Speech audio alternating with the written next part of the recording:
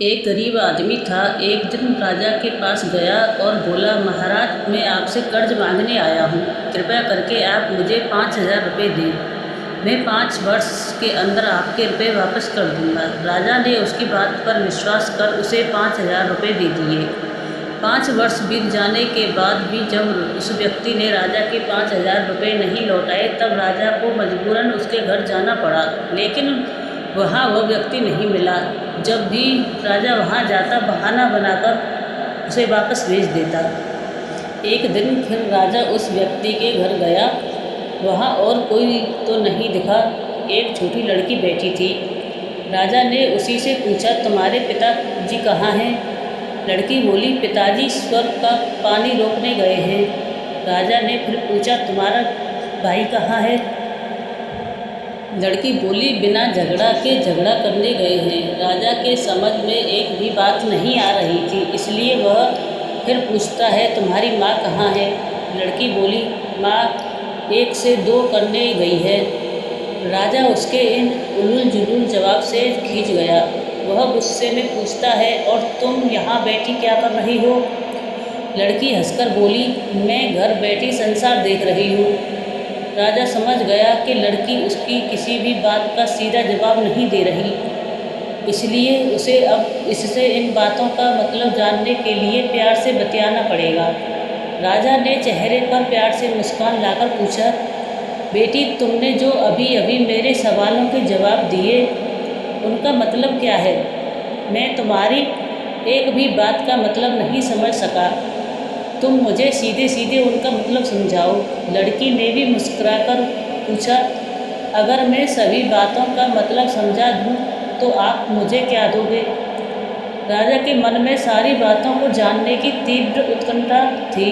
वह बोला, जो मांगोगी वही दूंगा। तब लड़की बोली, आप मेरे पिताजी का सारा कर्ज माफ़ कर देंगे तो मैं आपको सारी बातों का अर्थ बता दूंगी। राजा ने कहा, ठीक है, मैं तुम्हारे पिताजी का सारा कर्ज माफ़ कर दूंगा। अब तो सारी बातों का अर्थ समझा दो। लड़की बोली, महाराज, आज मैं आपको सारी बातों का अर्थ नहीं समझा सकती। कृपया करके आप कल आएँ। कल मैं ज़रूर बता दूंगी। राजा अगले दिन फिर उस व्यक्ति के घर गया। आज वहाँ सभी लोग मौजूद थे। वह आदमी, उसकी पत्नी, बेटा और उसकी बेटी भी। राजा को देखते ही लड़की पूछी, महाराज, आपको अपना वचन याद है ना? राजा बोला, हाँ, मुझे याद है। अगर सारी बातों का अर्थ बता दो तो मैं तुम्हारे पिताजी का सारा कर्ज माफ़ कर दूंगा। लड़की बोली, सबसे पहले मैंने यह कहा था कि पिताजी स्वर्ग का पानी रोकने गए हैं। इसका मतलब था कि वर्षा हो रही थी और हमारे घर की छत से पानी टपक रहा था। पिताजी पानी रोकने के लिए छत को छाप बना रहे हैं, यानी वर्षा का पानी आसमान से ही गिरता है, और हम लोग तो यही मानते हैं कि आसमान में ही स्वर्ग है। बस पहली बात का अर्थ यही है। दूसरी बात मैंने कही थी कि भैया बिना झगड़ा के झगड़ा करने गए हैं। इसका मतलब था कि वे रेंगनी के कांटे को काटने गए थे। अगर कोई भी रेंगनी के कांटे को काटेगा तो उसके शरीर में जहाँ तहाँ कांटे गड़ ही जाएगा, यानी झगड़ा नहीं करने पर भी झगड़ा होगा और शरीर पर खींचे आएंगी।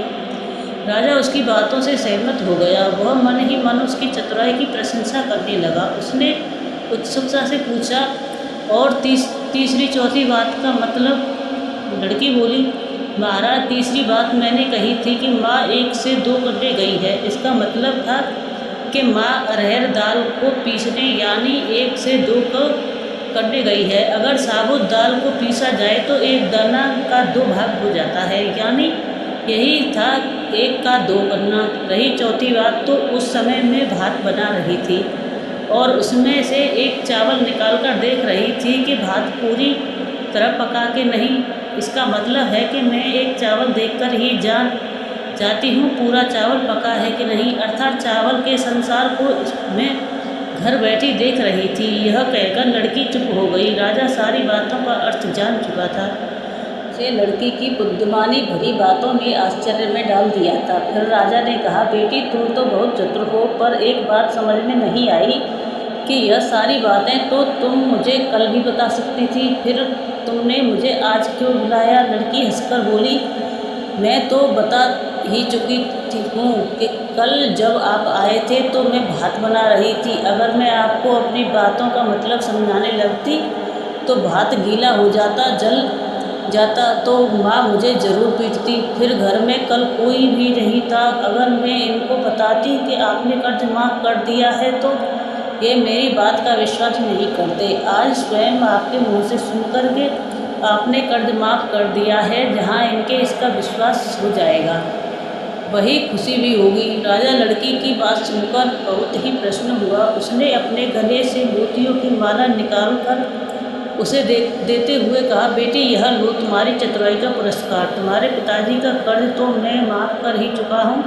अब तुम्हें या तुम्हारे घर वालों को मुझे बहाना नहीं बनाना पड़ेगा। अब तुम लोग निश्चित होकर रहो। अगर फिर कभी किसी चीज़ की ज़रूरत हो तो बेझिझक होकर मुझसे कहना। इतना कहकर राजा लड़की को आशीर्वाद देकर चला गया।